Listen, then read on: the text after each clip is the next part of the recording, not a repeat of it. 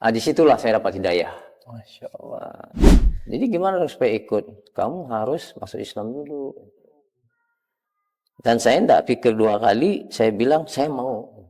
Masya Dan Allah. saya pikirkan pada saat itu, tunggu kamu jadi jenderal yang paling top, mungkin saya baru minta bantu dengan kamu. Akhirnya dia meninggal, ya udah.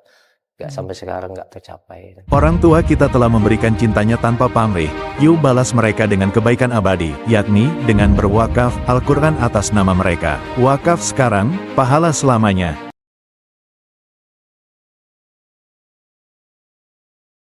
Assalamualaikum warahmatullahi wabarakatuh. Alhamdulillah, hari ini saya sedang berada di kota Katulistiwa lagi, di kota Pontianak. Yang insya Allah hari ini kita akan mendengarkan cerita dari beliau ini yang sangat Masya Allah gitu ya. Dari perjalanan dari kota Pematang Siantar hingga ke Jakarta, hingga sampai ke Pontianak nih. Di Pontianak ini menemukan agama Islam. Nah, mungkin langsung saja kita sapa beliau dan kita ingin mendengarkan kisah dari beliau. Langsung saja kita sapa Pak Binsar. Assalamualaikum Pak Binsar. Waalaikumsalam Masya warahmatullahi Allah. wabarakatuh. Terima kasih nih Pak atas waktu dan kesempatannya. Gimana kabarnya Ya, nih Pak? alhamdulillah baik-baik. Alhamdulillah. Masya Allah. Pak, berarti udah dari kapan Pak ini Pak masuk Islam? Saya tuh masuk Islam tahun 84 ya. Tahun 84. 84. 84. Mungkin boleh diceritakan Pak perjalanan Bapak sampai mengenal Islam di kota Pontianak nih gimana nih Pak? Oh iya, jadi mungkin saya sedikit cerita lah ya. Saya dulu, asal saya nih, saya nih suku orang Batak ya. Berasal dari Sumatera Utara. Tepatnya saya itu tinggal di Pematang Siantar dulu. Kalau mungkin Pematang Siantar itu bisa dikatakan ya termasuk kota salah satu di Sumatera itu yang agak keras lah hidupnya. Dan saya dulu tuh terus terang aja memang kehidupan keras itu udah terbiasa. Udah terbiasa. Tapi berhubung daripada itu kan namanya orang Batak ini kan kalau katanya tidak merantau bukan jadi orang Batak. Gitu. Nah, di situ termotivasi. Kedua, karena saya sebenarnya ingin melanjutkan studi. Oh, oke. Ya, kalau saya di kampung mungkin tidak jadi apa-apa gitu kan. Jadi saya termotivasi untuk melanjutkan studi itu kemana gitu. Alhamdulillah saya sampai di Jakarta dengan abang ya, udah almarhum beliau tuh sekarang. Saya coba di Jakarta, pengen sekolah di Jakarta, tapi saya melihat kalau sekolah di Jakarta kayaknya saya nggak jadi apa-apa gitu kan. Saya lihat juga kehidupan di sana itu ya cukup keras juga gitu. Apalagi kita tinggal sama abang yang pada saat itu bisa dikatakan dia cukup berkemampuan cukup lah. Beliau itu kan dari Kopassus dulu ya. Jadi saya tinggal sama beliau. Tapi ya umur beliau tidak panjang, ada kejadian dulu, mungkin semua banyak tahu lah, karena beliau dibunuh. Toga Franklin Tambubolon. Dan saya juga Tambubolon ya, abang ya. Jadi saya berangkat ke Kalimantan. Kalimantan. Karena kebetulan di Kalimantan itu ada kakak. Kakak, dan saya coba hubungi kakak. Akhirnya saya ke Kalimantan, saya kasih tahu orang tua saya. Waktu itu almarhum bapak saya masih hidup ya. Akhirnya beliau ke Jakarta, kami sama-sama ke sini. Ketemu dengan kakak di sini. Akhirnya di sini saya masih seorang Nasrani pada saat itu. Kakak saya juga Nasrani kan. Jadi saya tinggal dengan mereka gitu.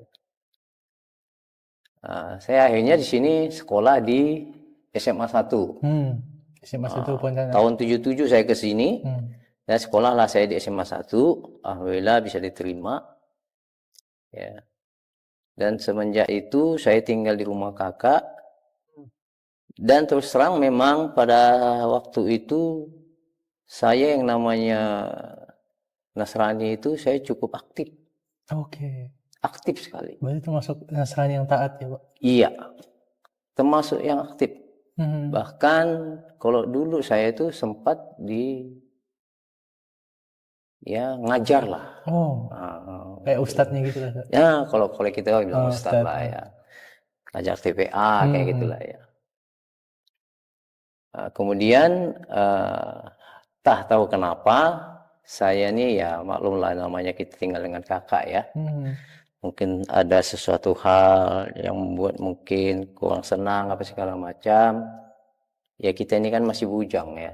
Jadi ya kita pengen maju juga gitu. Tapi mungkin karena mungkin dari pihak kakak atau ipar pun kurang ini akhirnya ya terjadi hal-hal yang tidak kita inginkan, guys. Saya keluar gitu. Oke. Pada saat itu saya keluar, saya masih SMA, Masih SMA. kelas 3 Masya Allah. dan mau mendekati ujian. Hmm. Nah, di situ. Tapi alhamdulillah saya lulus SMA 1. Waktu itu alhamdulillah saya juga melamar di Untan, alhamdulillah diterima juga di Fakultas Teknik sendiri, tanpa dibantu orang lain. Alhamdulillah. Gitu. Jadi setelah itu saya kuliah dan segala macam, saya kenal lah dengan yang namanya Sunario itu di Perumnas. Oh, oke. Di Perumnas 2 waktu itu di Jeruju, saya berteman dengan dia. Jadi ya karena saking akrabnya, saya tidur di rumahnya gitu. Numpang lah tidur di rumahnya nih. Rumahnya itu ada kamar di luar ya. Jadi kalau kita mau keluar bebas, tanpa gendor rumah udah tidur gitu ya. Sama teman ini tadi. Disitulah saya dapat hidayah. Masya Allah. Saya setiap subuh, saya ini merinding. Ya Allah. Setiap subuh saya mendengar suara azan. Karena dekat rumahnya itu ada surau. Saya bangun gitu. Setiap subuh saya bangun. Kok asik benar suaranya tuh, kok enak dengarnya gitu. Dan mereka juga asik, kemas-kemas, pengen ke masjid, ke surau gitu ya. Tapi saya duduk aja gitu kan. Kadang-kadang mereka juga saya lihat berjemaah gitu. Jadi saya bilang sama orang tua itu, Pak, boleh nggak saya ikut? Gitu. Jadi orang tua itu bilang enggak boleh gitu loh. Enggak boleh. Jadi gimana dong supaya ikut? Kamu harus masuk Islam dulu. Dan saya enggak pikir 2 kali, saya bilang saya mau. Masya Allah. Saya mau. Oke, kalau kamu mau, kamu belajar dulu. Belajar apa gitu. Akhirnya saya dikasihlah pelajaran waktu itu ya syahadat. Belajar dari hafalkan gitu. Akhirnya saya hafal. Saya hafal, akhirnya tidak lama kemudian saya didirikan saya sebagai mualaf pada saat itu. Masya Allah. Tak terlepas daripada itu, sekarang yang istri saya sekarang itu memang saya udah kenal gitu ya. Terlepas daripada saya dulu ini, tapi saya sudah kenal ini memang, gitu ya. Dia punya abang ada ustadz. Akhirnya saya begitu tahu dia itu bahwa saya seorang muslim, tahu dia kalau orang Batak kan orang bukan muslim, Kristen. Pada saat itu mau ngomong, dia nanya, kamu ada tato nggak di badan? Saya bilang nggak ada. Ya udah, kalau nggak ada, boleh berteman dengan ponakan saya, gitu kan.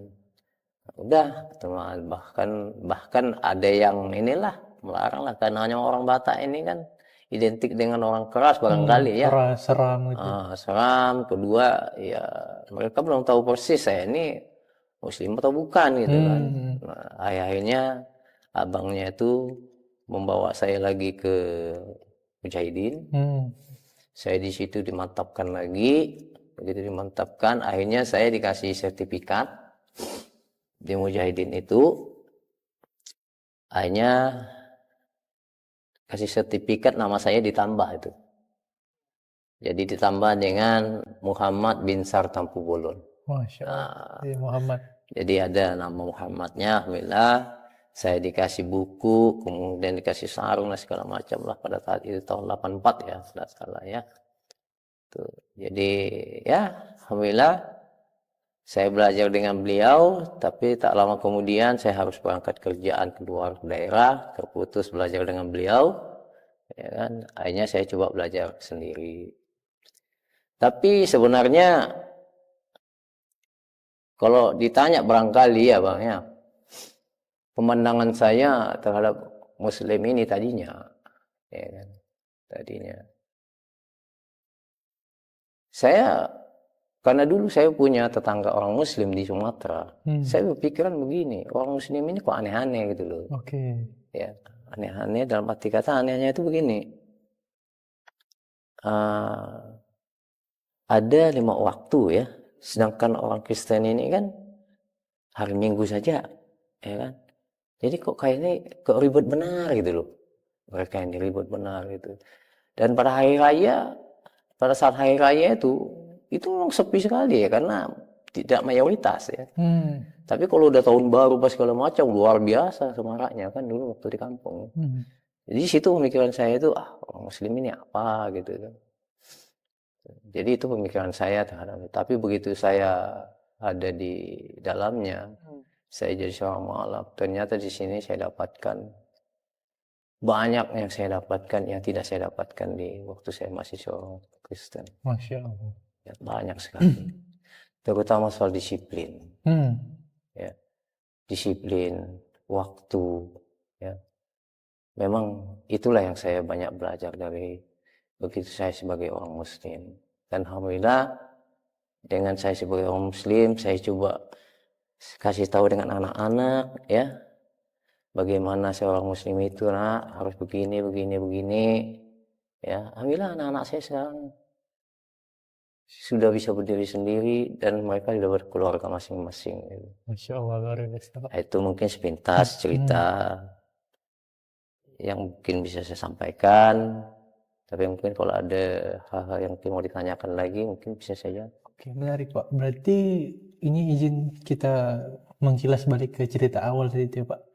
Berarti sebelumnya Abang, berarti tinggal dengan Abang ya Pak waktu itu? Iya. Nah, itu kejadian apa Pak waktu itu Abang? Jadi begini, pada saat, ini kita kembali lagi ya. Pada saat mau mendekati hari Natal, saya membuat satu kegiatan di gereja, semacam drama. Oke. Drama saya buat. Jadi pada saat itu, ya maklum lah ya, kita tinggal di tempat ipar, ya, bukan abang, ipar. Jadi fasilitas yang kita dapatkan itu kayaknya sih terbatas sekali. Akhirnya saya minjamlah tape recorder waktu itu ya, tape recorder ya, untuk membantu kegiatan saya ini. Gitu. Waktu saat di rumah, saya coba barang ini rusak. Itu ipar saya benar-benar marah sekali dengan saya. Borang sekali dengan saya, ya, dengan ya kata-kata yang tidak ini gitu. Saya sebagai ya nggak terima gitu ya, saya lawan. Ya. Itulah awalnya saya lawan, akhirnya ya udah sampai ya mungkin saya seperti mau diusir gitu ya. Akhirnya udah sebelum diusir saya pergi. Pas di Jakarta itu Pak? Enggak, di sini. Oh, ini yang ada di sini. Di sini. Yang di Jakarta itu. Kalau yang di Jakarta itu saya kenapa saya harus ke sini? Saya berpikiran kalau saya di Jakarta, saya pengen sekolah di Jakarta awalnya. Dan abang pun menyetujui, udah kamu sekolah di sini aja. Tapi saya lihat kalau saya di Jakarta ini mungkin saya tidak akan sekolah serius di sini. Mungkin saya jadi nakal juga di sini. Karena saya lihat pergaulan Jakarta pada saat itu. Di tahun 70 ya? Di tahun itulah, di tahun 70-an itu, 77 ya saya ke sini ya. Itu memang gimana ya? Kita akan beradaptasi dengan orang-orang di sana gitu loh. Terutama anak-anak mudanya gitu pada saat itu gitu ya. Jadi saya pikir pada saat itu saya pengen mau belajar gitu, pengen sekolah. Memang niat saya itu pengen sekolah. Dulu dari kampung itu tekad saya mau sekolah, mau kuliah gitu loh. Tapi sampai sana saya pikir, enggak lah, ini abang saya kayak gini lagi, saya nanti tenteng lagi saya di sini gitu kan. Akhirnya saya nggak sekolah gitu. Itulah yang membuat saya akhirnya saya minta supaya saya ke Kalimantan saja. Kebetulan ada kakak kan. Akhirnya kakak bilang ya udah kamu ke sini. Nah, dan waktu itu Kalimantan Barat ini khususnya Pontianak, saya cukup miris. Mirisnya tuh begini. Begitu saya turun dari pesawat, sepanjang jalan Imam Bonjol, dulu kan Hayani belum ada. Belum ada. Imam Bonjol itu dulu jalannya kecil. Saya hanya melihat di tepi-tepi jalan itu orang mandi di parit. Nah, itu ceritanya, mandi di parit. Nah, saya bilang sama kakak saya, Kak, banyak orang gila di sini ya. Saya bilang. Kenapa? Itu orang, kalau gitu kamu sebentar lagi jadi orang gila. Nah, itulah awalnya. Akhirnya saya ke Perbedaan Pontianak. budaya itu. Iya, akhirnya saya ke Pontianak. Ya, seperti tadi saya cerita itu. Akhirnya saya juga pindah ke tempat kawan. Dari situlah saya dapat hidayah itu. Tapi sebelumnya Pak, waktu yang dengan abang di Jakarta itu, waktu itu pindahnya dengan hubungannya baik-baik gitu. Oh, yang baik-baik, baik-baik. Justru waktu saya masih punya anak satu, saya pernah ke rumahnya, ya. Dan bahkan waktu itu saya masih kerja di Montreal Mas Mening, perusahaan tambang. Bahkan dia bertanya, kamu kerja di mana? Saya tidak mau bilang. Kenapa Pak? Karena saya takut intervensi dia. Oke. Pada saat itu dia bisa intervensi. Seluruh Indonesia bisa intervensi sama dia. Oh, kasus ya Pak? Ya. Dan dia waktu itu udah Brigjen. Brigjen? Ya. Oke. Ya. Saya nggak mau. Adalah, saya kerja di mana udahlah. Kamu nih kok begitu? Ya nggak apa-apa. Intervensi ini dalam artian? Dalam intervensi saya, kenapa? Saya takutnya dia intervensi, ya gampang aja dia ngehubungi orang-orang di sini. Yang di Jakarta kan pasti dia tahu. Mungkin ya, itu tolong ya adik saya itu tolong diperhatiin, ya bisa aja.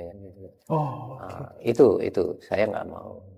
Karena abang itu punya jabatan yang Iya, strategis. punya jabatan strategis dan saya yakin dia mampu untuk itu. Dan saya pikirkan pada saat itu, tunggu kamu jadi jenderal yang paling top, mungkin saya baru minta bantu dengan kamu. Akhirnya dia meninggal, ya udah. Nggak sampai sekarang nggak tercapai. Itu tahu Pak kejadian apa waktu abang meninggal? Jadi abang tuh meninggal pada saat itu dia dibunuh preman. Dan pada saat itu mungkin semua orang tahu, seluruh Indonesia heboh dalam waktu itu. Dan pada saat itulah semua preman-preman di pasar-pasar, miras-miras sampai semua itu dihabisin semua seluruh Indonesia. Gara-gara itu. Kejadian apa itu Pak? Jadi pada saat itu abang saya itu cerita yang kita dengar. Abang itu ada keluar menemui temannya, tapi pas di jalan dia nggak bawa ajudan. Pada saat di jalan dia dicegat gitu. Cegat dari tempat orang main biliar ya, dekat orang main biliar lah gitu, dicegat. Dia mobilnya dia bawa sendiri, kayak dihadang ya. Ya, tapi merasa seorang jenderal ya, dia berpikir, aduh, kurang ajar ini anak-anak gitu. Udah di jalan terus, ya mungkin karena jalan terus dia badan anak-anak itu ini udah dia pukul mobil, ya kan, udah pukul mobil, ya mungkin dia sebagai seorang ini putra ini kurang ajar anak-anak ini gitu kan. Dia berhenti buka kaca, buka kaca langsung ditusuk. Sini ada ini tusuk. Ya udah sampai ini akhirnya, tapi dia masih sempat bawa mobil sampai ke pos sih, pos terdekat. Nah, tapi setelah itu dia akhirnya meninggal. Dan semenjak itu semua preman-preman pada saat itu Jakarta habis dibantai Mas. Dibantai semua, dan minuman-minuman di mana-mana pun habis disikat semua. Dan anaknya itu waktu itu ponakan itu ada pangkat apa ya? Itu kapten ya. Sempat ngambil senjata mau nembakin orang, akhirnya ditangkap. Anaknya. Oh, berarti kisahnya sangat panjang sekali nih. Panjang sekali kisahnya itu. Tapi yang penting bagi saya di masa tua seperti ini, ya bersyukur lah, bersyukur bahwa saya mendapatkan hidayah untuk masuk sebagai seorang muslim. Masya Allah. Itu saja sih. Berarti setelah itu, berarti kejadian abang itu dibunuh itu berarti setelah bapak ke Pontianak berarti ya? Iya. Oh. Dan saya sudah kerja di pertambangan. Hmm. Dan itu pun saya tahu itu karena kakak dari sini yang Hmm. saya cerita tadi ngasih tahu. Kemudian, tapi sebelum itu gini, saya di rumah. Di sana kan kita dapat perumahan. Saya pas lagi sholat di TV ada berita. Saya telinga saya itu Mendengar. menyebutkan nama abang itu, beliau tuh. Dibunuh preman di jalanan. Toga Franklin Tampu Bolon. Udah saya habis itu udah gak mungkin masa seorang jenderal dibunuh. Oke. Saya nggak ada. Dan dengan istri sekalipun saya tidak pernah cerita bahwa abang saya seorang jenderal sampai beliau meninggal, belum pernah. Setelah dia meninggal Baru tahu. di rumah kakak itu kan ada majalah, saya bawa. Begitu saya perhatikan lagi, saya tunggu berita itu benar, saya langsung bilang, ya Allah, ini abang saya. Saya bilang, ini abang yang mana? Yang saya pernah bilang ada abang di Jakarta. Tapi saya nggak pernah bahwa saya kasih tahu abang itu adalah seorang jenderal. Inilah abang saya. Saya buka majalahnya. Ini abang. Ini namanya kan sama. Kok kamu nggak pernah cerita? Untuk apa saya pernah cerita? Saya bilang, saya ginilah apa adanya. Udah.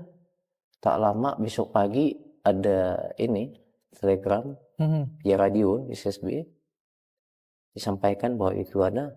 Saat itu langsung saya pulang. Pimpinan di sana tuh langsung dikasih taksi sama saya, ini saya semua berangkat ke Pontianak. Berangkat ke Pontianak sampai di sini kakak rembuk-rembukan. Ternyata mama juga waktu itu masih hidup, berangkat juga ke Jakarta. Jadi ketemulah di sana. Jadi sampai duit beliau tuh yang berdarah-darah itu akhirnya dilaminating sama mama, dibawanya gitu, duit-duit gitu. Yang berdarah-darah yang dibawa. Tapi mama bawa, saya sih nggak bawa. Itulah kejadiannya dulu. Kalau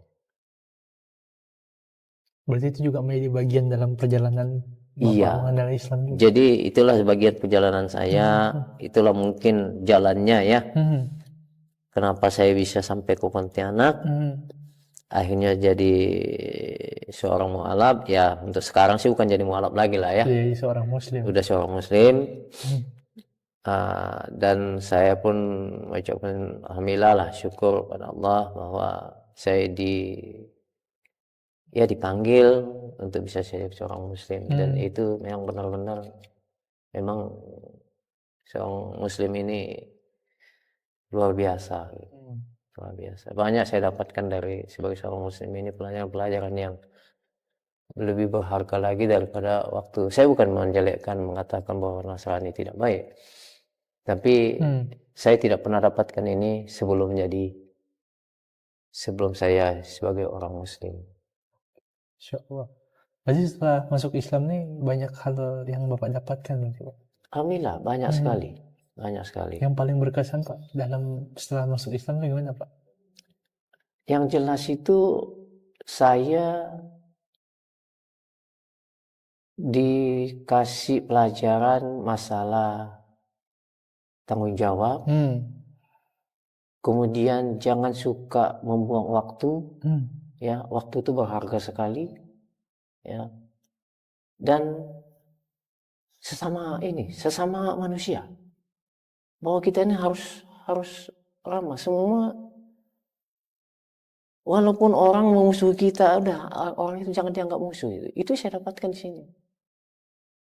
Gitu. Jadi ya mungkin orang mengatakan, wah ini saya dianggap musuh. Ya silakan, nggak apa-apa. Tapi saya nggak pernah menganggap kamu musuh. Itu saya dapatkan di muslim. Begitu saya seorang muslim. Karena itu saya dapatkan pelajaran di sini. Kalau di ini sebelumnya, kalau orang memusuhi kita ya saya anggap kamu musuh saya, kamu ya. Tapi begitu saya ada di sini, saya nggak pernah orang lain tuh saya anggap musuh. Walaupun dia tidak senang dengan saya, nggak apa-apa. Mungkin ada hal-hal yang kamu lihat bagi saya tidak senang, makanya kamu tidak senang.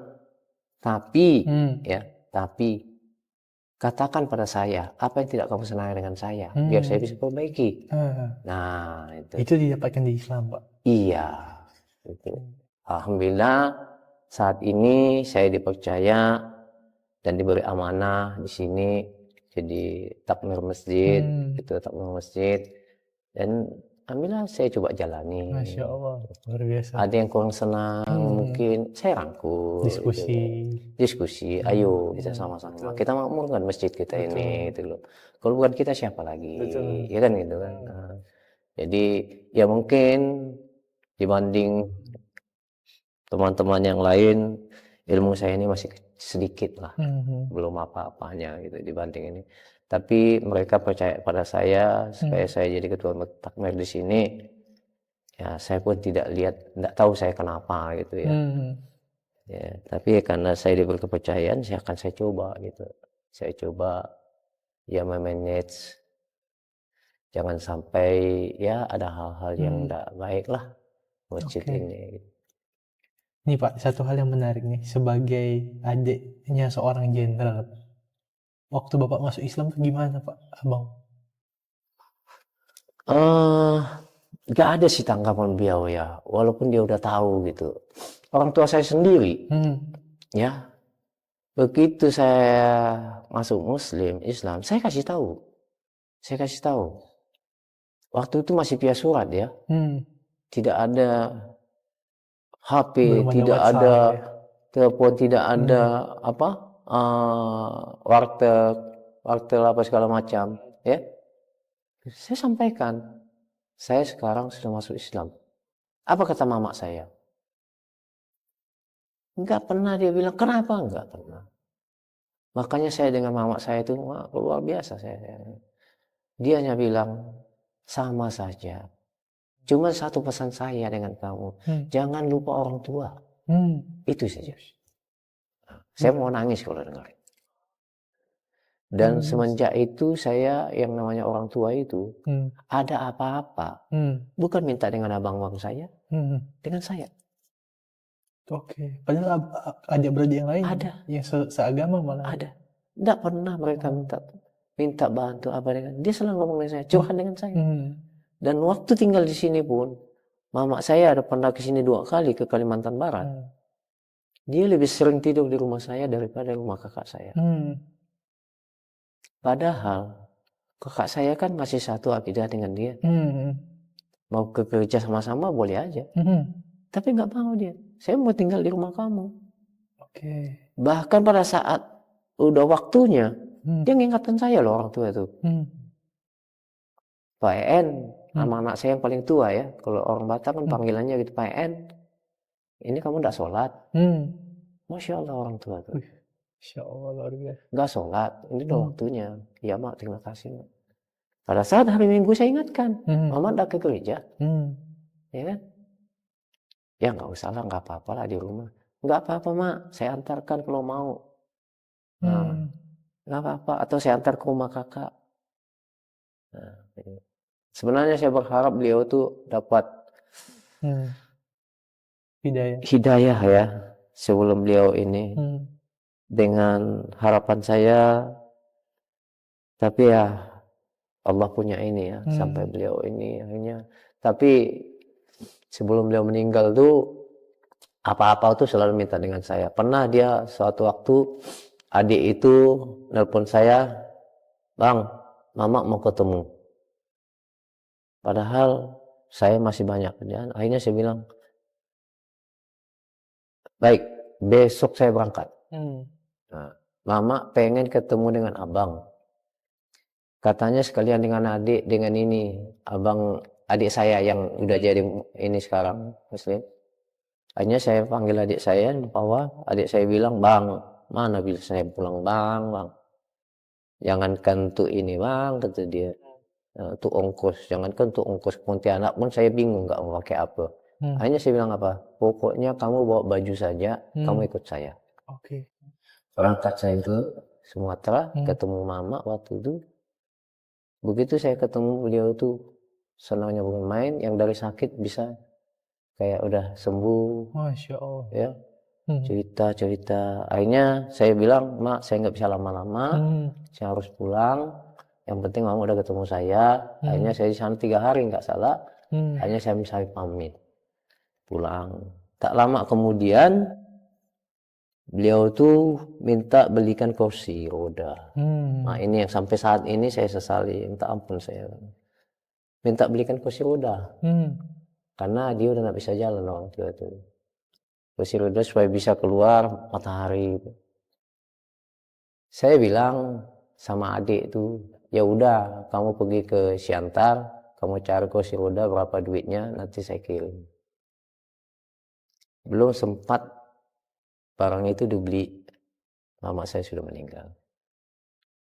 Nah itu sampai detik ini nih, itu saya ingat terus itu. Permintaan dia terakhir itu saya tidak penuhi. Gitu. Tapi saya sering bertanya sama ustadz-ustadz yang ini. Saya bilang, Ustadz, kira-kira doa saya ini diijabah enggak? Walaupun saya mendoakan mama saya, orang tua saya yang non-muslim, yang non-Nasrani, kira-kira gimana Pak Ustadz? Ya. Karena kalau kita, pengetahuan kita ini kan, ya itu tidak bakalan bisa. Kan, Tapi Ustadz mengatakan sama saya, Allah punya ini, Allah Maha Tahu. Ya, yang penting Bapak berdoa saja, doakan orang tua. Setiap saat doakan orang tua. Mana kita tahu Allah punya kuasa. Nah, jadi ya saya walaupun seperti itu, menurut saya ya, tidak sampai doa saya kepada orang tua saya, Allah lah yang tahu gitu. Dan selalu saya doakan orang tua saya. Setiap saat. Nah, orang tua saya. Dan beliau tuh paling sayang dengan saya ingat. Waktu saya masih di Sumatera. Gitu. Jadi, dan itu pun bagaimana supaya kita dengan orang tua itu harus benar-benar ini, saya dapatkan di Islam, di Muslim. Saya dapatkan di Muslim. Begitu saya masuk Islam itu, saya dapatkan itu, bahwa kita orang tua itu segala-galanya. Gitu. Ya, jangan sampai kamu membuat sakit hati orang tua, ya. Sayangi orang tua kamu selagi masih hidup. Kalau sudah tidak ada, kamu percuma mau nangis darah pun tidak ada gunanya lagi. Gitu. Itu saya dapatkan juga di. Kalau waktu masih saya di ini, ya biasa-biasa aja gitu. Bahwa orang tua ya orang tua gitu. Bahasa kasarnya maaf, kau aku gitu. Aku gitu. Dan mungkin ya banyak dengar juga ya. Di Sumatera sana orang Batak itu, dia dan orang tuanya itu nggak ada hormatnya. Banyak. Gitu. Bahkan ya bentak-bentak orang tua mau. Kalau kita seorang Muslim itu kan nggak boleh. Iya. Mengucap saja nggak boleh. Iya. Gitu. Dan itu saya dapatkan juga di Islam. Masya Allah. Makanya orang tua saya begitu saya saya masuk Islam, tapi orang tua saya malah saya lebih muliakan gitu. Malah saya lebih kasihi, lebih ini. Jadi mereka adik saya masuk Islam lagi, beliau masih hidup. Ya nggak apa-apa, dia bilang nggak apa-apa. Kan dia tahu orang Muslim itu baik gitu loh. Orang tua bilang nggak apa-apa. Cuman itu ya ingatan, jangan lupa orang tua. Itu ya satu pesannya. Masya Allah. Jangan lupa orang tua. Itu ya pesannya. Mau masuk Islam mau apa, silakan. Berarti orang tua Bapak memang luar biasa ya? Iya. Orang tua saya itu luar biasa lah. Bahkan adik itu mungkin masuk Islam karena mungkin melihat kita kan? Iya, kemungkinan ya. Jadi karena ya memang sih setelah saya masuk Muslim ini segala sesuatunya menurut saya itu lebih mudah. Ya baik saya mungkin dalam cari nafkah, dalam usaha dan segala macam. Ya Allah tuh selalu menunjukkan jalan gitu. Masya Allah. Kadang-kadang kalau kita dikasih cobaan barangkali ini kita juga pernah mengalami hal-hal yang cukup ini ya. Di situ saya dapatkan bahwa saya nggak boleh ini loh, nggak boleh nyalahkan kok Allah aku ini dengan saya enggak. Malah saya anggap itu mungkin ini juga pujian dari dia. Itu saya dapatkan di sini gitu loh. kita dapatkan di sini bahwa segala sesuatu yang pada saat itu mungkin kita lagi dalam keadaan terpuruk, anggap itu ujian. Mampu enggak kamu menjalankan ujian yang saya kasih? Masya Allah. Nah, itu saya dapatkan di Islam. Gitu. Luar biasa ya Pak. Gitu. Masya Allah. Berarti adik-beradik yang masuk Islam ada berapa orang Pak? Adik saya yang bungsu laki-laki masuk Islam di sini, dia tinggal di ini Bakau, Mempawah. Dan satu lagi dulu kakak saya itu masuk Islam di Sumatera. Di Sumatera. Dan kemarin ponakan saya mau masuk Islam juga katanya karena termotivasi saya. Gitu ya. Sampai orang tuanya datang pada saya minta tolong supaya dia jangan masuk Islam gitu. Saya bilang nggak bisa, saya nggak bisa intervensi soal itu. Itu sangat beda. Saya nggak tahu, mungkin dia ada panggilan apa nggak tahu saya. Dan yang penting saya nggak pernah ngajak dia.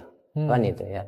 Itu. Malah dia yang pengen sendiri. Dia pengen sendiri karena saya lihat kalau orang Batak itu kan manggil tulang ya paman ya. Tulang itu hidupnya enak kalau saya lihat katanya. Enak. Orangnya ya nggak gimana ya. Kita kan ini kan orangnya lembut kan gitu. Dia melihat itu barangkali gitu. Jadi dia pengen saya masuk Islam aja lah. Masya Allah. Barangkali ya. Mungkin selamanya kan yang dilihat kan yang dikenal dengan Batak itu kan keras kan. Keras, benar. Ketika ketemu Bapak kan saya juga enggak tahu kalau Bapak itu orang Batak gitu. Dan memang banyak orang bilang bahwa ini Bapak ini bukan orang Batak katanya kan. Sampai dia nanya, masih tahu enggak bahasa Batak? Saya bilang ya tahu lah. Masih bisa Pak. Kalau ada orang Batak di sini saya ngomong Batak, saya bilang. Mungkin boleh dicontohkan kali Pak. Apa yang mau sampaikan pakai bahasa Batak di Coba sini? misalnya apa namanya? Nanya kabar dalam bahasa Batak gimana Pak? Bohado kabarmu. Oke, saya enggak paham. Jadi artinya itu bohado kabarmu, apa kabarmu? Sehat-sehat doho, katanya kan. Sehat-sehat ya kau gitu. Nah, itu artinya orang Batak gitu. Dan kalau saya ketemu ada orang Batak, saya suka bahasa Batak. Pakai bahasa Batak. Ya. Apalagi yang sama-sama ketemu sama orang Ngalap ya, sama orang Batak yang udah sebagai orang Muslim, wah bercerita, asik juga gitu. Walaupun pakai bahasa Batak, asik gitu. Masya Allah, luar biasa. Gitu. Oke, mungkin ada pesan dari Bapak. Mungkin ini kan yang nonton ini kan bisa jadi teman-teman saudara-saudari kita yang pengen mengenal Islam Pak, yang baru belajar Islam. Dan juga mungkin ada keraguan-raguan dalam hatinya, dia pengen masuk Islam nih Pak, tapi bingung deh nih setelah nonton video ini, mungkin dia ada bertambah keyakinannya untuk memeluk Islam. Apa mungkin yang bisa Bapak sampaikan?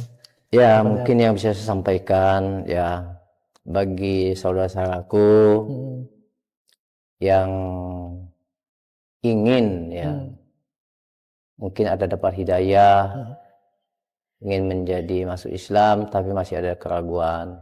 Yakinlah bahwa Islam ini ya memang benar-benar kalau menurut saya ya, keyakinan dan kepercayaan menurut saya itu yang memang benar-benar membuat kita lebih baik lah ya, rahmatan alamin. Jadi kita ini sesama umat manusia itu di Muslim ini kita dapat bahwa semuanya saudara ya, bukan hanya seorang Muslim saja saudara, yang bukan orang Muslim pun saudara gitu. Kalau bisa jangan sakiti hati mereka gitu, itu didapatkan di orang Muslim.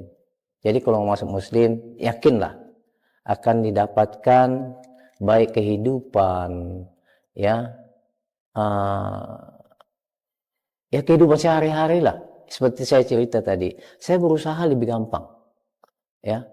Ada kesulitan-kesulitan yang tadinya saya agak arogan, kesulitan itu ini saya tenang menghadapinya karena kita selalu menganggap itu ujian bagi kita. Itulah yang didapatkan di seorang Muslim. Jadi kalau ada keinginan teman-teman atau saudara-saudaraku yang ingin masuk sebagai orang Islam, jadi mu'alaf, yakinkan diri ya, tapi jangan ada paksaan dari siapapun, masuklah karena keinginan sendiri gitu. Dan akan kita dapatkan nanti manfaatnya yang begitu besar ya, yakin gitu. Dan itulah saya dapatkan sekarang dan saya bersyukur ya, saya sebagai seorang Muslim sekarang. Jadi kalau ada keinginan, mantapkan diri ya, cari ustadz, dirikan, sudah masuk ya, ucapkan 2 kalimat syahadat, belajar dan belajar, itu yang paling penting Masya Allah, tabarakallah, luar biasa ya pemirsa sekalian. Itulah tadi kisah bagaimana Pak Binsar ini ya, perjalanan dari seorang Batak ya Pak, yang di kampung itu Muslim itu sangat minoritas. Minoritas sekali. Bahkan sampai hijrah ke Jakarta, sampai akhirnya di Pontianak dan mendapatkan hidayah di Pontianak. Luar biasa sekali pemirsa sekalian. Dan insya Allah pemirsa sekalian, alhamdulillah kita juga di Kalimantan Barat ini kita ada program pembangunan wakaf pondok pesantren khusus mualaf di Kabupaten Sintang, tepatnya di Kecamatan Tempuna, yaitu dibina oleh Ustadz Muhammad Yamin. Dan insya Allah kami sedang melaksanakan untuk pembebasan lahan dan juga pembangunan proyek pondok pesantren itu, yang insya Allah itu digunakan untuk saudara-saudara muslim kita, muslim pedalaman dan juga mualaf di pedalaman Sintang. Nah, insya Allah jangan lupa untuk like, komen, dan subscribe channel Wakaf TV ini untuk bisa menghadirkan konten yang lebih menarik dan inovatif. Dari Kota Khatulistiwa, Pontianak, wassalamualaikum warahmatullahi wabarakatuh. Orang tua kita telah memberikan cintanya tanpa pamrih, yuk balas mereka dengan kebaikan abadi, yakni dengan berwakaf Al-Quran atas nama mereka. Wakaf sekarang, pahala selamanya.